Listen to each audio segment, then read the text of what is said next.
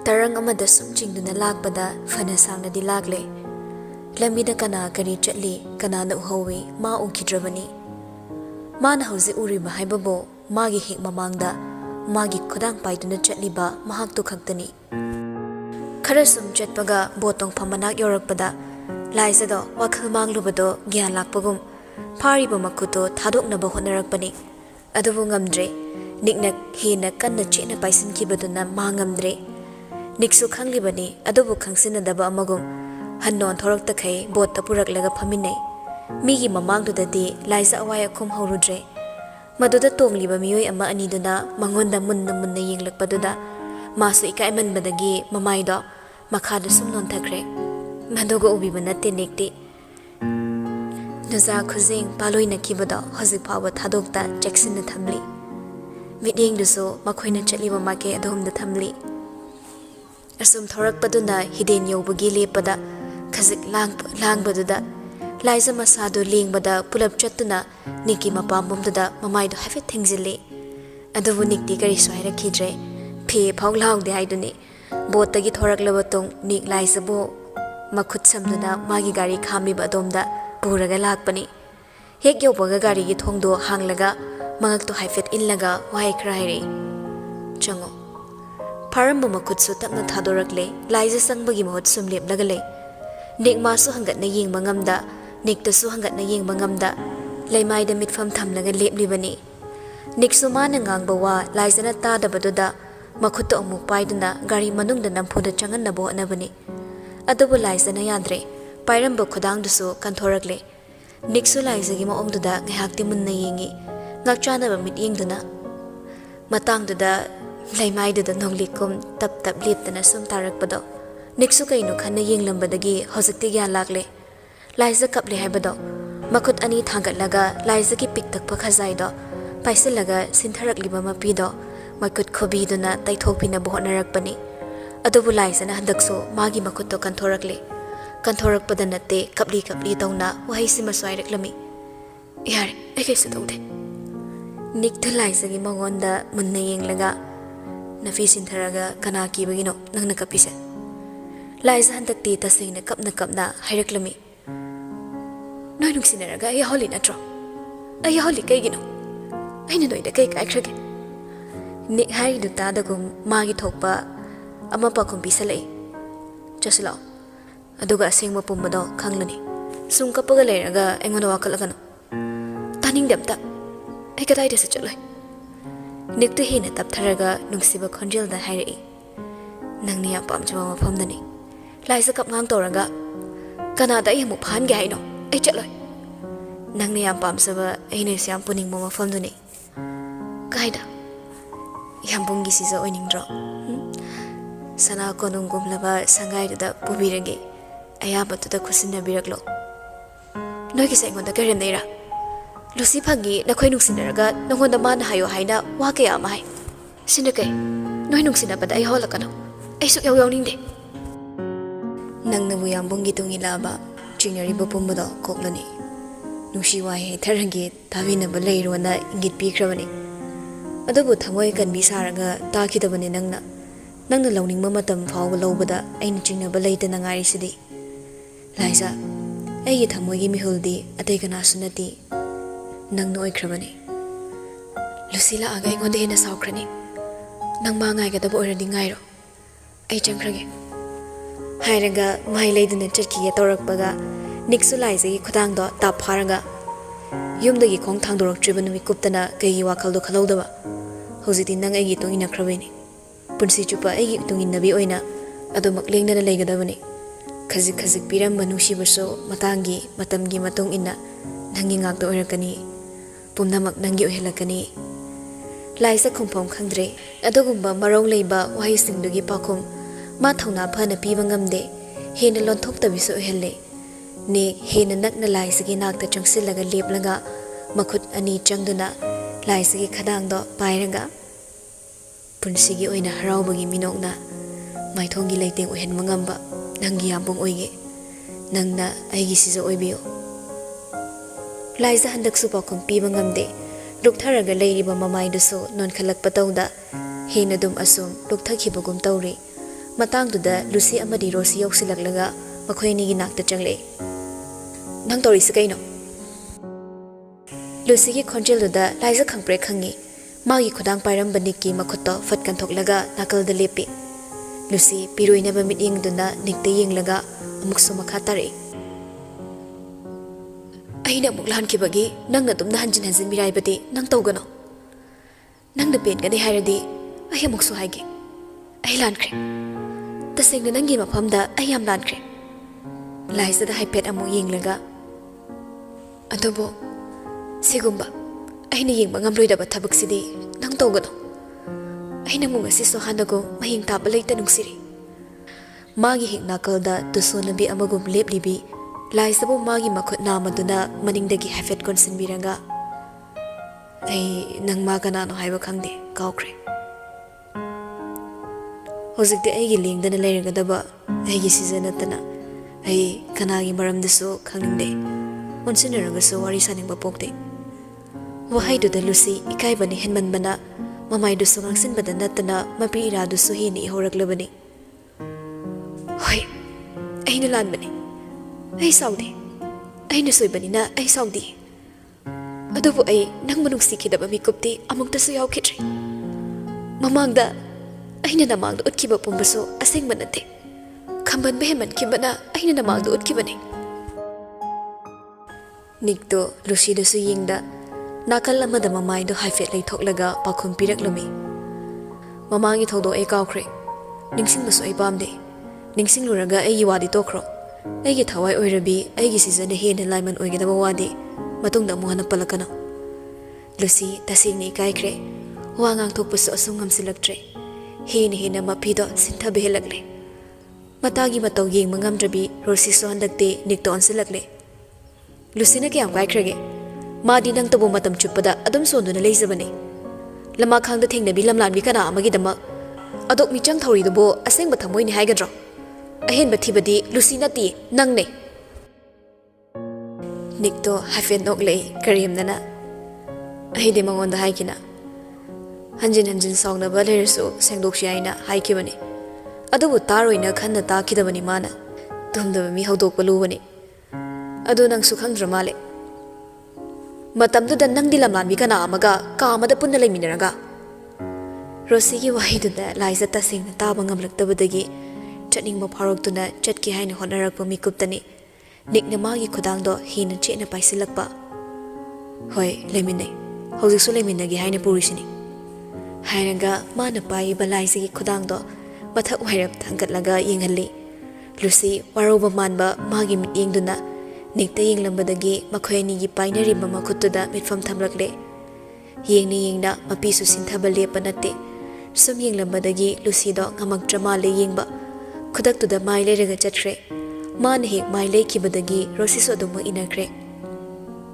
Nupi aniduna mai leithokibagadi niksu thangatlamba makhutto makhada thadaraklaga Liza mangonda yengle. Adubu Liza di mamaido adumak lukthaduna leiramle. Lukthariba mamaiduda yengna adumak tapna haire. Aiga puna chatpada nang yaraba natro. Hangakliba wahangi pakum Liza pirakte adumak luktharaga lei handakti nik amuksu hanjinangle. Aiga puna chatpada inang yaningdraba. Liza pakum pirakpagi mahut susu tawdna dum leikibaduda niksu makhada khukun tharakle. Pairiba Liza gi makut anidusu thadoktre.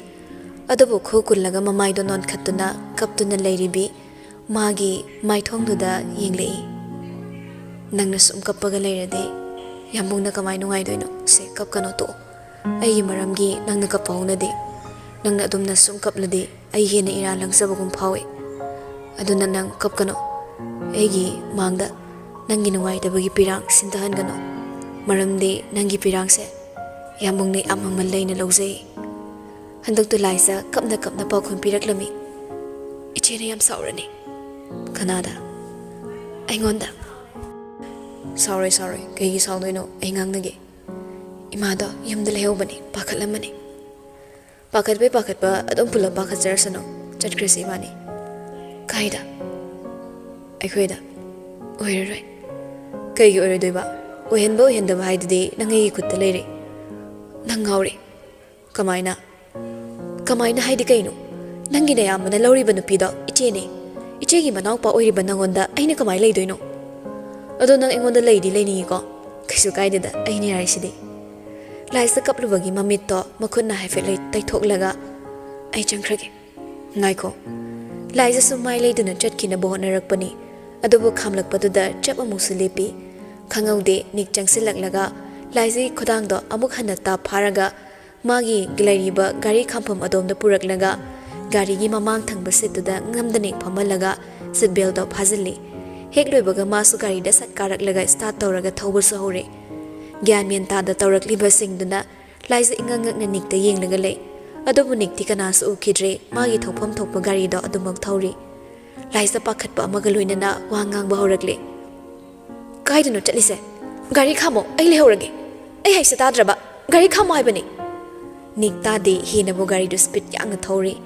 magi tasina daba matau do oire laisa na hina prok chakli base hadak ti laisa so kapli tawrakle gari khamo haibani ichena icheni ba imana su pakhat amani hadak tu nik to hai ama phau khumlakte tasengna tasinna kidre thawai kidre wai singdo phana sangna sum thorak paduna nik to gari amu khamakle laisa koi bodu hape yenglaga kaidano hotel ne kumo laisa hotel balak paduda hina pakhatkre ai ngamoi phare dudi hairaga nik to amu makha ta na gari da thawba hore handak ti laisa su hotel da changaroi khanbana kharadi haragum tawsabani adobu sum thorakpaga mayum mai kairom da thorakpagi mahutta makai amarom da thorakpaduda hina pakhatpa horakle ma naizabadu hanna phau tabiroi khangmana hek hairuba sungamde lepa leita thorakpaduna ngahaki tungda gate amagi mamang da gari do khami laisa gate to obada nikta mamai do fat laisilai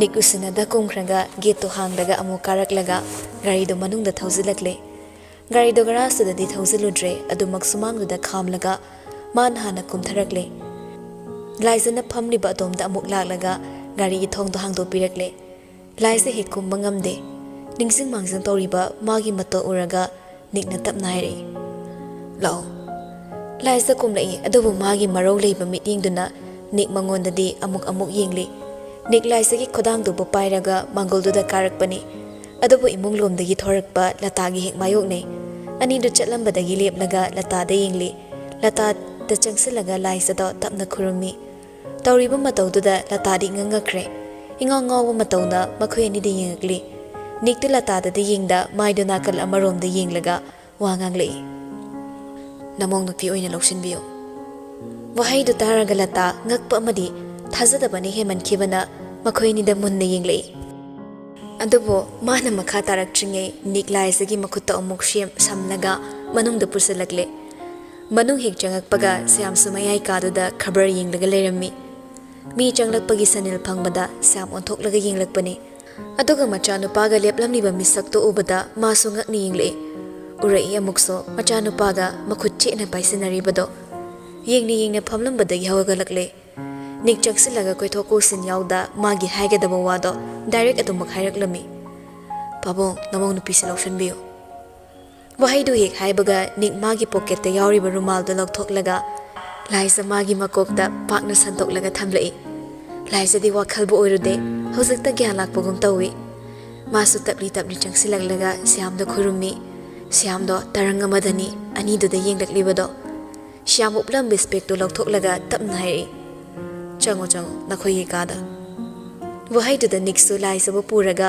magi kada karakle ka yorpagadi laisa su taranga madadom phamkre nik laisa gi nakta nakna phamtharaklaga hanglei kinorage laisa meeting do mangda dumak thamlaga tamna pakhum pi aina torise chumibra natraga lalibra madogi damak nangna mathai na sagano tungda thorakpa fafata pumbane yamungna thingnagani thamoi su tanik laukre hakchang si so khangson son thabago leng otpasu ngamal loidore chimbal ani so taisen na kibago haining ba wai so haiba ngamanda athengba pirakle lai ko ti kaya laktuna so aina nang munungsiba sidi maying tahanba ngamgani so leite nungsiba sum helaklingai mari so sum sesilakani aisa hen ba thibi haidura makhoina aisa kari ni haina khalamgani Nungsina sonabagi mahut pendana sonaramgani ko yambo. Sidi ibani wari ne. Ibani gi oiba wari da makoy pusanbam thokti ufam su thokte. Sida nang hena kanjana ningde. Ichena ingonda yam sawgani. Aidi ichena ingonda sawkini haibagi pakhat bane isa se thomatkre. Asida sunatana miyoi kaya amaso aina maram oiraga thamoi kayankre. Sigidamak ai yam ningamdaba phawi. Aina nang nungsibasidi crime nati rule ne. Masida kana amane yengsilaso yamung na ngakthokani. Nangi tubum nama so aloi. Kana amagi miting changhanda cheksina thamgani. Yambo aina tawrisi kaino. Ai mangla taibangda gyan taba ngamdre. Afataba pumbana mangni haina khallo. Aduga fabasingsina taibangni haina khallo. Hayeng yomda aibu changhalakadra natraga inthopirakadra. Taibang kanana nangbu inthoki honaraklaso yamung leri. Aigi sisagi yambong ayamay chawchaw na leri.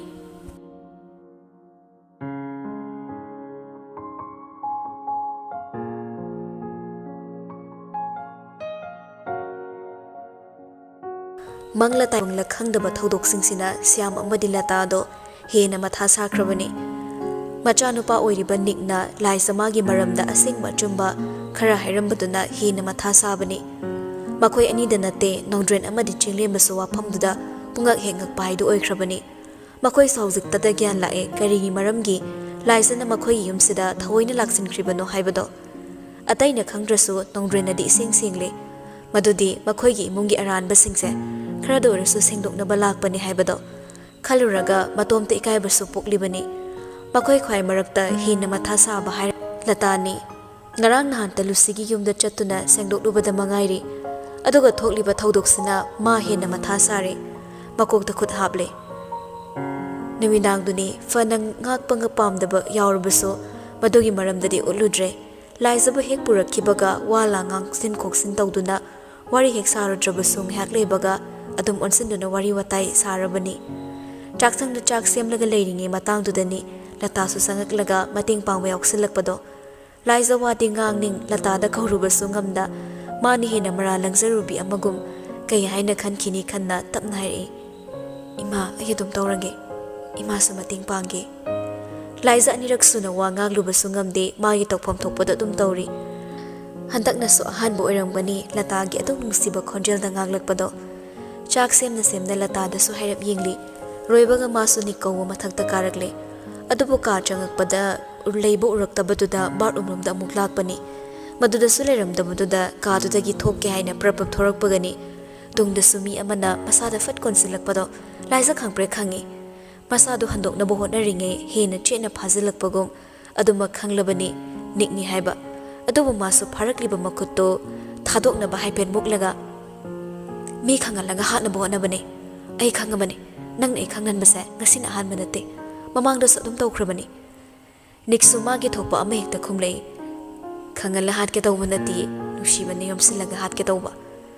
Taning deko yam chumkre rasel na churan thaba haibado. Churan thaba kili chat amane kanna chatli. Mane aidi nangi churan thaba. Churan thaba oibangine nang butumin hurise. Sidagi di hena me abu masu watli bane tapna tapna yenghange.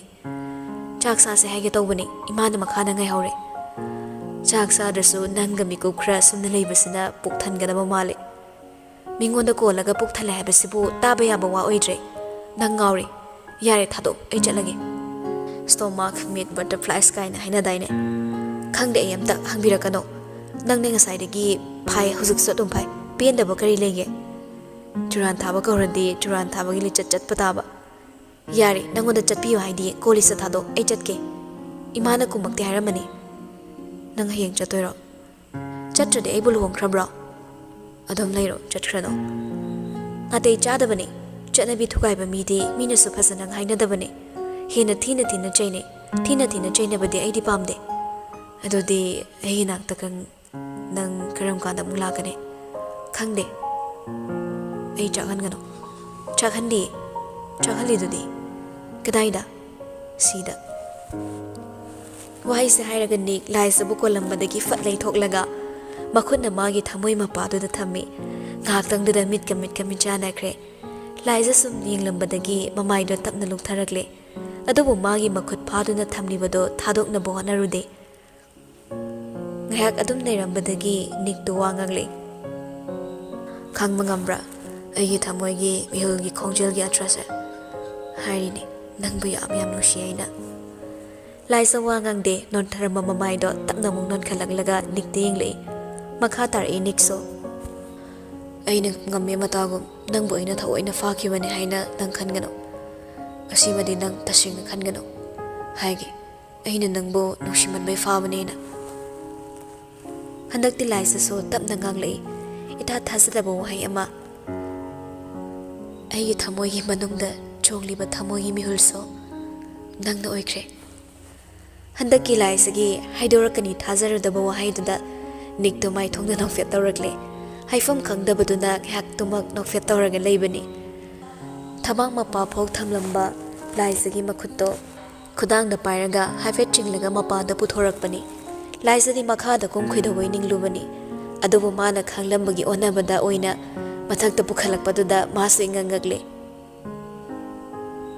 chunglaklabanina gyan taboi tadaboi adumak inarakpani makut samlaga pukhalakpaduna terrace mathak yaure railing maya puputsilaklaga lephalli mai mai onsinaraga niglaisida munna yenglaga minushalo kaigino wishaloba laisa su kaino khanna mamitu ushilaga le ikui kui da nigna yare pango mamit panglaklaga yengbada ure magi makut khuyaiduda makhok sangtak tawba lei macha satpa ama konsilaga khudok kumsi birambado madu ubada laisa khangawdana maithongna nokthokre habit song thangalaga yengli nigna pamdraba laisa habit noklaga nikti yengi pame nikso noklai laisa gi wahaiduda adudi amukoishalo kaigino handakna kainom pida wali yare pirano pidaba yadabani ngasai midang wairam ainga mangruidogi maram nang khangningdro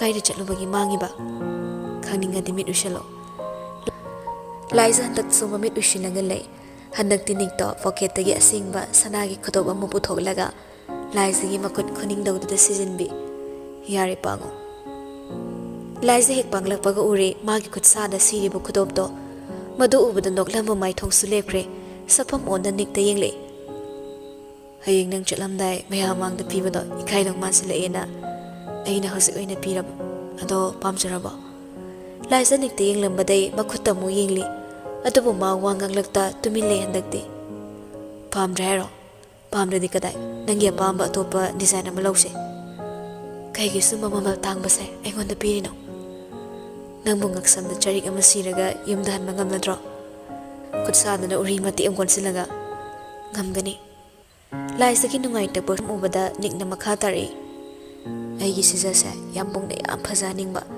adogi mayam lainingba atai atai khraso hayeng purani yamungna phajai khankraba ngaktani pami pamde na marai tongnagum siko laisa handak suwa ngangde nikta munna yingli he chak sara se kidai nangbo lao handak sumana mang tharaga makhoyani da tungda mangda kuminarakli makhoyani na kumlakpada atai dusu chak chadogi loina dining table da koina famlammi laisa khazikti kaiba poi mayamna adumnaga ngai duna leirambadada adubu karisu khandaba saraga mayamgi awad apaying atai dusu thoina wanga khottana tawraktre itai mai ansa ngam hawe chinglembagi khangkhangda haidorakli bo wahaiduda laisa masada hana dagi khra thakatlaga leibana ikhangkhangi niksu managi wahaiduda hafedingli trai sing toklaba tungni niksu mapabungda punduna hayengi wari watai khra saraba matung magi kada mukarakpani ka hik sanglakpagadi ure laisa phamung phamsem na leibado basu sanglaklaga nakan warap leptuni yingi laisa su semlambado loiraga phamung dei kumlakpani loire tumba yarani nangde tumningdri kaiga tumningdabagi nik phamung kabagi mahut machi amada famlaga tapna wangangle pabungga suwari shanarame hayeng haidokpa chatnaba pabung nengonda saubra kaigi saudoiba saudida aidigi tadana pabung sarauribani aseng beira ado nang hayeng himmek yobaga engonda phone tawrakadaba kawbe yadeko si kawroi asumna hingdo hawkre mathangi numit ki ayuk anganbado siam leikagi hal khra loinaraga nupi mayumda haidokpa chatkrabani ꯑꯌꯨꯛꯇꯨ ꯂꯥꯏꯖꯁꯨ ꯍꯧꯒꯠꯂꯒ ꯁꯨꯔꯖꯗꯦꯕꯗ ꯗꯨꯞ ꯊꯥꯎꯃꯩ ꯀꯠꯂꯕꯗꯣ ꯆꯥ ꯂꯣꯟꯕ ꯍꯧꯈ꯭ꯔꯕꯅꯤ ꯆꯥꯛꯈꯨꯝ ꯆꯪꯂꯒ ꯄꯨꯡ ꯊꯦꯡꯖꯤꯜꯂꯛꯄꯗꯨꯗꯗꯤ ꯏꯃꯨꯡꯒꯤ ꯃꯤꯁꯤꯡꯁꯨ ꯃꯍꯩ ꯃꯍꯩ ꯍꯧꯒꯠꯅꯔꯛꯂꯕꯅꯤ ꯑꯗꯨꯕꯨ ꯃꯔꯛꯇꯨꯗ ꯅꯍꯥꯟ ꯃꯈꯩ ꯌꯥꯍꯧ ꯉꯟꯕꯗ ꯃꯥꯡꯖꯤꯜ ꯊꯥꯔꯝꯕ ꯅꯨꯄꯥꯗꯣ ꯉꯁꯤꯗꯤ ꯍꯧꯒꯠꯂꯛꯂꯝꯗꯦ ꯊꯑꯣꯏꯅ ꯇꯨꯝꯒꯤ ꯌꯥꯎꯅꯕ ꯇꯨꯝꯁꯤꯜꯂꯤꯕ꯭ꯔꯥ ꯑꯃꯗꯤ ꯇꯧꯔꯤ ꯑꯇꯩꯅ ꯕ꯭ꯔꯦꯛꯐꯥꯁ ꯐꯥꯎ ꯆꯥꯅꯈ꯭ꯔꯦ ꯑꯗꯨꯕꯨ ꯍꯧꯖꯤꯛ ꯐꯥꯎꯕ ꯍꯧꯒꯠꯂꯛꯇꯕꯗꯨꯗ ꯂꯥꯏꯖ ꯆꯥ ꯑꯃꯗꯤ ꯑꯇꯩ ꯆꯥꯅꯕꯗꯣ ꯄꯨꯔꯒ ꯀꯥꯈꯠꯂꯛꯄꯅꯤ ꯀꯥ ꯍꯦꯛ ꯆꯪꯉꯛꯂꯒ ꯄꯨꯔꯛꯂꯤꯕꯁꯤꯡꯗꯨ ꯇꯦꯕꯜ ꯃꯊꯛꯇꯨꯗ ꯊꯝꯂꯒ ꯀꯥꯡꯈꯜꯗꯨ ꯃꯥꯏꯀꯩ ꯑꯅꯤꯃꯛ ꯇꯞꯅ ꯇꯞꯅ ꯍꯥꯏꯒꯠꯂꯒ ꯌꯦꯞꯁꯤꯜꯂꯤ ꯂꯣꯏꯕꯒ ꯇꯨꯝꯂꯤꯕ ꯃꯉꯣꯟꯗ ꯌꯦꯡꯂꯛꯄꯗꯗꯤ ꯎꯔꯦ ꯅꯤꯛꯇꯣ ꯍꯤꯞꯅ ꯍꯤꯞꯅ ꯃꯃꯤꯠ ꯄꯥꯡꯂꯒ ꯃꯉꯣꯟꯗ ꯃꯨꯟꯅ ꯌꯦꯡꯂꯒ ꯂꯩꯔꯝꯕꯗꯣ ꯑꯗꯨꯝꯗꯒꯤ ꯏꯊꯥ ꯊꯥꯖꯗ ꯌꯦꯡꯂꯝꯕꯗꯨꯗ ꯈꯪꯄ꯭ꯔꯦꯛꯄꯨ ꯈꯪꯉꯤ ꯅꯤꯛꯇꯨ ꯅꯣꯡꯃꯤ ꯅꯣꯡꯃꯤ ꯈꯪꯉꯤꯔꯣ ꯈꯪꯗ꯭ꯔꯗꯤ ꯉꯥꯎꯕ꯭ꯔꯥ ꯈꯪꯗꯦ ꯍꯧꯗꯣꯛꯄ ꯂꯥꯛꯀꯗ꯭ꯔꯥꯅ ꯉꯁꯥꯏꯗꯩ ꯉꯥꯏꯕꯅꯦ ꯁꯨꯡꯂꯥꯛ ꯂꯥꯛꯇꯕꯗꯨꯗ ꯑꯩꯁꯨ ꯇꯨꯝꯒꯤ ꯌꯥꯎ ꯇꯨꯝꯕ ꯇꯨꯝꯁꯤꯟꯅꯕꯁꯤꯗ ꯍꯦꯟꯅ ꯋꯥꯕ ꯑꯃꯃꯨꯛ ꯂꯩꯔꯝꯅꯤ ꯊꯥꯖꯗ꯭ꯔꯦ ꯅꯪꯉꯣꯟꯗ ꯀꯅꯥꯅ ꯑꯩ ꯍꯧꯗꯣꯛꯄ ꯂꯥꯛꯀꯅꯤ ꯍꯥꯏꯈ꯭ꯔꯒꯦ ꯂꯥꯛꯏꯁꯤꯗꯤ ꯇꯨꯝꯕ ꯍꯧꯒꯠꯂꯛꯇꯕꯗꯨꯗ ꯁꯤꯈ꯭ꯔꯕ ꯌꯦꯡꯕ ꯂꯥꯛꯄ ꯑꯩꯗꯤ ꯅꯪ ꯍꯧꯗꯣꯛꯄ ꯂꯥꯛꯄꯅꯤ ꯍꯥꯏꯅ ꯋꯥꯈꯜ ꯁꯥꯒꯠꯂꯅꯣ ꯁꯦꯡꯉꯕꯣ ꯍꯣꯏ ꯐꯔꯦ ꯆꯠꯂꯣ ꯌꯥꯔꯦ ꯋꯥꯏꯁꯤ ꯍꯥꯏꯔꯒ ꯍꯥꯏꯒꯠꯈ꯭ꯔꯕ ꯀꯥꯡꯈꯜꯗꯣ ꯑꯃꯨꯛ ꯂꯥꯝꯂꯒ ꯄꯨꯂꯞ ꯍꯥꯏꯊꯔꯒ ꯐꯩꯖꯨꯞꯅ ꯃꯀꯣꯛꯐꯥꯎ ꯀꯨꯞꯁꯤꯜꯂꯒ ꯇꯨꯝꯈ꯭ꯔꯦ ꯂꯥꯏꯖ ꯉꯛꯅ ꯌꯦꯡꯂꯒ ꯂꯩ ꯃꯇꯧꯗꯨꯗ ꯈꯜꯂꯨꯔꯒ ꯑꯃꯨꯛꯁꯨ ꯅꯣꯛꯅꯤꯡꯗꯕ ꯅꯠꯇꯦ ꯈꯟꯅ ꯈꯣꯟꯖꯦꯜꯃꯛ ꯊꯣꯛꯇ꯭ꯔꯕꯁꯨ ꯅꯣꯛꯈ꯭ꯔꯕꯅꯤ ꯃꯥꯁꯨ ꯃꯈꯥ ꯇꯥꯅ ꯋꯥꯍꯩꯗꯤ ꯍꯥꯏꯔꯝꯗ ꯑꯗꯨꯃꯛ ꯀꯥꯗꯨꯗ ꯊꯣꯛꯈ꯭ꯔꯦ ꯃꯥꯒꯤ ꯑꯄꯥꯝꯕ ꯇꯧꯖꯔꯁꯅꯨ ꯃꯇꯥꯒꯨꯝ ꯂꯥꯏꯖ ꯍꯦꯛ ꯊꯣꯛꯈꯤꯕꯒ ꯐꯩꯖꯨꯞꯅ ꯃꯀꯣꯛꯐꯥꯎ ꯀꯨꯞꯁꯤꯜꯂꯝꯕ ꯅꯤꯛꯇꯣ ꯐꯩꯖꯨꯞ ꯁꯠ ꯍꯥꯏꯊꯔꯒ ꯈꯖꯤꯛ ꯑꯃꯨꯛ ꯆꯦꯞꯈꯠꯂꯒ ꯌꯦꯡꯂꯛꯏ ꯎꯗ꯭ꯔꯕꯗ ꯍꯤꯞꯂꯝꯕꯗꯩ ꯍꯧꯒꯠꯂꯒ ꯕꯥꯠꯔꯨꯝ ꯑꯃ ꯆꯪꯈ꯭ꯔꯦ ꯆꯪꯂꯝꯗꯥꯏꯗꯨꯗ ꯍꯥꯏꯐꯦꯠꯁꯨ ꯂꯥꯏꯖꯅ ꯊꯝꯂꯝꯕ ꯃꯥꯒꯤ ꯕ꯭ꯔꯦꯛꯐꯥꯁꯇꯨꯗꯁꯨ ꯌꯦꯡꯂꯝꯂꯤꯕꯅꯤ ꯃꯇꯝꯗꯤ ꯈꯪꯍꯧꯗ꯭ꯔꯦ ꯅꯨꯄꯤ ꯍꯥꯏꯗꯣꯛꯄ ꯆꯠꯈꯤꯕ ꯑꯍꯜꯁꯤꯡ ꯑꯗꯣ ꯍꯜꯂꯛꯄꯒ ꯂꯥꯏꯖ ꯆꯥ ꯑꯃꯃꯝ ꯄꯨꯊꯣꯔꯛꯇꯨꯅ ꯌꯦꯜꯂꯤ ꯂꯩꯔꯝꯕ ꯑꯍꯜꯁꯤꯡꯗꯨ ꯍꯟꯈꯤꯕꯒ ꯑꯇꯩ ꯍꯥꯟꯅ ꯊꯣꯔꯛꯇ꯭ꯔꯤꯉꯩ ꯅꯤꯛꯇꯨ ꯊꯣꯔꯛꯂꯒ ꯃꯄꯥꯕꯨꯡꯒꯤ ꯃꯥꯡꯗ ꯐꯝꯊꯩ ꯄꯥꯕꯨꯡ ꯀꯩꯀꯩ ꯍꯥꯏꯅꯔꯛꯑꯒꯦ ꯊꯣꯏꯗꯣꯛꯄ ꯀꯩꯁꯨ ꯍꯥꯏꯅꯗꯦꯗ ꯁꯥꯎꯋꯩ ꯋꯥꯉꯥꯡ ꯇꯧꯔꯛꯄ꯭ꯔꯣ ꯁꯥꯎꯔꯁꯨ ꯑꯩꯈꯣꯏꯗꯗꯤ ꯎꯠꯂꯛꯇ꯭ꯔꯦ ꯑꯩꯈꯣꯏꯒꯤ ꯍꯥꯏꯕꯨ ꯉꯟꯅ ꯊꯤꯟꯕꯤꯔꯛꯎ ꯁꯤꯅꯤ ꯄꯥꯕꯨꯡ ꯂꯨꯍꯣꯡꯕꯩ ꯋꯥꯔꯤ ꯋꯥꯇꯥꯏꯗꯤ ꯀꯩꯁꯨ ꯍꯥꯏꯅꯗ꯭ꯔꯕꯣ ꯍꯧꯗꯣꯛꯄꯕꯨꯗꯤ ꯍꯧꯗꯣꯛꯄꯅꯤ ꯑꯗꯨꯕꯨ ꯃꯗꯨꯒꯤ ꯅꯨꯃꯤꯠ ꯑꯃ ꯀꯣꯟꯅ ꯌꯦꯡꯂꯁꯤ ꯍꯥꯏꯅꯔꯦ ꯅꯤꯛ ꯏꯄꯦꯟ ꯄꯦꯟꯗꯕ ꯐꯥꯎꯏ ꯋꯥꯍꯩꯗꯣ ꯃꯄꯥꯕꯨꯡꯅ ꯇꯝꯂꯛꯂꯤꯕ ꯋꯥꯍꯩꯁꯤꯡꯗꯨꯅ ꯃꯥ ꯍꯔꯥꯎꯕꯁꯨ ꯉꯝꯗ꯭ꯔꯦ ꯅꯨꯡꯊꯤꯜꯒꯤ ꯃꯇꯝꯗꯤ ꯑꯣꯏꯁꯤꯜꯂꯛꯂꯦ ꯂꯇꯥꯁꯨ ꯏꯃꯨꯡꯒꯤ ꯃꯤ ꯃꯔꯤ ꯃꯇꯥꯁꯤꯡꯒ ꯄꯨꯟꯅ ꯃꯃꯧ ꯊꯤꯟꯅꯕ ꯄꯨꯅꯕ ꯍꯥꯏꯗꯨꯅ ꯄꯣꯠ ꯆꯩ ꯀꯌా ꯑꯃꯁꯨ ꯂꯩꯔꯨꯔꯦ ꯅꯤꯛꯁꯨ ꯃꯥꯅ ꯉꯔꯥꯡ ꯁꯤꯈꯤꯕ ꯁꯦꯠꯅ ꯆꯤꯟꯅꯕ ꯀꯌꯥꯗꯣ ꯌꯧꯔꯛꯂꯕꯅꯤꯅ ꯂꯥꯏꯖꯗ ꯁꯤꯟꯅꯈ꯭ꯔꯕꯅꯤ ꯐꯖꯍꯟꯗꯕ ꯌꯥꯗꯦ ꯈꯟꯕꯅ ꯃꯦꯀꯞ ꯑꯥꯔꯇꯤꯁ ꯐꯥꯎꯕ ꯀꯧꯔꯒ ꯀꯦꯍꯟꯕ ꯍꯧꯈ꯭ꯔꯦ ꯂꯥꯏꯖꯕꯨ ꯑꯁꯨꯝꯅ ꯅꯨꯃꯤꯗꯥꯡ ꯋꯥꯏꯔꯝ ꯑꯣꯏꯁꯤꯜꯂꯛꯄ ꯃꯇꯝꯗꯨꯗꯅꯤ ꯂꯥꯏꯖ ꯂꯣꯏꯁꯤꯟꯕ ꯂꯣꯏꯔꯕ ꯃꯇꯨꯡ ꯆꯠꯂꯝꯗꯥꯏ ꯃꯤꯀꯨꯞꯇ ꯑꯃꯨꯛ ꯍꯟꯅ ꯅꯤꯛꯀꯤ ꯅꯥꯛ ꯆꯪꯂꯛꯏ ꯅꯤꯛ ꯃꯥꯁꯨ ꯂꯥꯏꯖꯕꯨ ꯆꯪꯉꯛꯀꯅꯤ ꯈꯟꯕꯅꯔꯥ ꯐꯃꯨꯡꯗꯨꯗ ꯏꯔꯦꯟꯅ ꯅꯤꯡꯉꯥꯏꯗꯅ ꯐꯝꯂꯒ ꯂꯩꯔꯝꯕꯅꯤ ꯂꯥꯏꯖ ꯇꯞꯂꯤ ꯇꯞꯂꯤ ꯆꯪꯁꯤꯜꯂꯛꯂꯦ ꯅꯤꯛꯁꯨ ꯃꯥꯕꯨ ꯎꯕꯗ ꯐꯝꯂꯝꯕꯗꯩ ꯍꯧꯒꯠꯂꯒ ꯂꯦꯞꯄꯤ ꯆꯪꯁꯤꯜꯂꯛꯂꯒ ꯅꯤꯛꯀꯤ ꯃꯈꯣꯡ ꯁꯣꯛꯇꯨꯅ ꯈꯨꯔꯨꯝꯂꯒ ꯃꯔꯥꯏꯕꯛ ꯀꯠꯂꯤ ꯅꯤꯛꯁꯨ ꯃꯥꯕꯨ ꯍꯧꯒꯠꯄꯤꯔꯒ ꯃꯨꯟꯅ ꯌꯦꯡꯗꯨꯅ ꯇꯞꯅ ꯍꯥꯏꯔꯛꯏ ꯍꯣꯔꯦꯟ ꯐꯣꯟ ꯇꯧꯔꯛꯄ ꯀꯥꯎꯅꯤꯀꯣ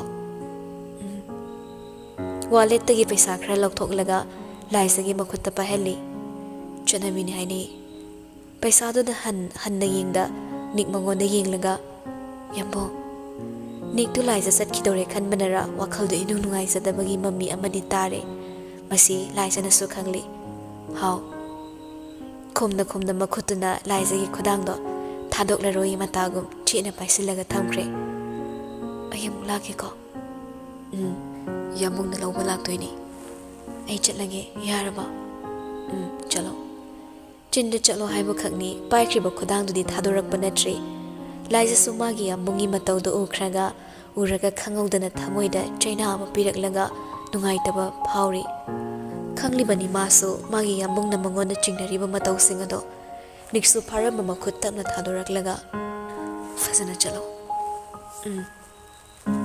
ꯂꯥꯏꯖ ꯍꯟꯅ ꯑꯃꯨꯛꯇꯪ ꯌꯦꯡꯂꯝꯂꯒ ꯊꯣꯛꯈ꯭ꯔꯦ ꯃꯌꯥꯝ ꯇꯧꯔꯒ ꯂꯥꯏꯖꯕꯨ ꯃꯌꯨꯝ ꯇꯝꯅ ꯊꯤꯟꯕ ꯆꯠꯈ꯭ರೆ ꯌꯨꯝꯗꯨ ꯏꯆꯤꯛ ꯆꯤꯛꯍꯧꯕꯗꯨꯗ ꯅꯤꯛꯁꯨ ꯃꯈꯥꯗ ꯀꯨꯝꯃꯛꯂꯒ ꯁꯨꯃꯥꯡꯗ ꯆꯠꯂꯒ ꯂꯩꯕꯅꯤ ꯇꯁꯦꯡꯕꯗꯤ ꯇꯧꯐꯝ ꯈꯪꯗꯕꯒꯤ ꯃꯑꯣꯡꯅꯤ ꯑꯗꯨꯝꯅ ꯂꯩꯔꯤꯉꯩ ꯃꯇꯥꯡꯗꯨꯗꯅꯤ ꯒꯦꯠꯇ ꯒꯥꯔꯤ ꯈꯥꯝꯈꯤꯕꯒꯤ ꯃꯈꯣꯜꯗꯨꯗ ꯆꯞ ꯂꯦꯞꯂꯒ ꯌꯦꯡꯂꯛꯂꯤꯕꯗꯣ ꯒꯦꯠꯇꯨꯁꯨ ꯂꯣꯟꯁꯤꯟꯗꯕꯅꯤꯅ ꯆꯪꯉꯛꯂꯤꯕ ꯃꯤꯁꯛꯇꯣ ꯀꯅꯥꯅꯣ ꯈꯟꯅ ꯌꯦꯡꯂꯒ ꯂꯩꯕꯅꯤ ꯑꯗꯨꯕꯨ ꯆꯪꯉꯛꯂꯤꯕ ꯃꯤꯁꯛꯇꯣ ꯎꯕꯗ ꯅꯤꯛꯇꯨ ꯉꯥꯏꯍꯥꯛ ꯃꯨꯟꯅ ꯌꯦꯡꯉꯤ ꯑꯇꯩ ꯀꯅꯥꯁꯨ ꯑꯣꯏꯔꯝꯗ꯭ꯔꯦ ꯂꯨꯁꯤꯒꯤ ꯃꯄꯥꯗꯣ ꯑꯣꯏꯔꯝꯃꯤ